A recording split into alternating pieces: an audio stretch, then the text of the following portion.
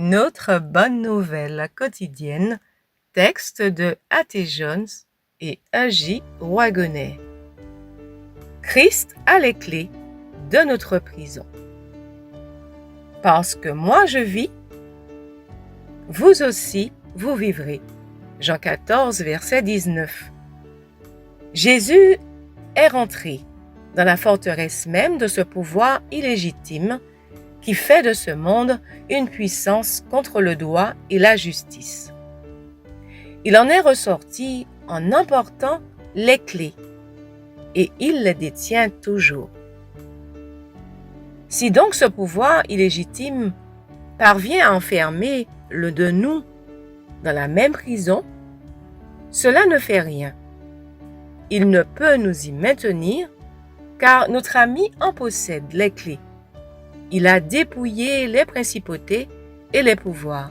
Colossiens 2, verset 15. En sortant de ce royaume de la mort, il a emmené une multitude de captifs. Il les a montrés en spectacle dans un grand défilé triomphal. Ici, Colossiens 2, verset 15, le verbe triompher fait allusion au triomphe romain. Cet honneur était décerné au général qui s'était rendu dans un pays ennemi, qui avait pris du butin, fait des prisonniers et qui les ramenait dans sa ville. Si jamais des citoyens romains étaient en captivité dans ce pays, il les ramenait chez eux. Quand sa victoire était totale, le Sénat lui faisait un triomphe et tout le monde était présent dans grand jour de gala.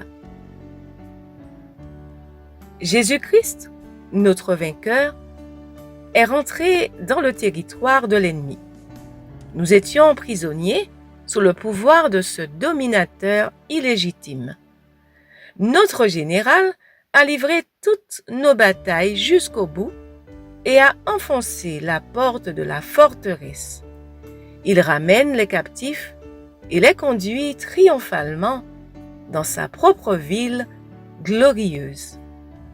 Jésus est mort comme un malfaiteur, insulté, battu, malmené, raillé. On lui a craché dessus. On l'a couronné d'épines. Et il est mort dans ces conditions. Dans son appel à la puissance de ce qui est droit et bon contre celle de la force. Et cette puissance du droit et de ce qui est juste a fait bouger le monde depuis lors.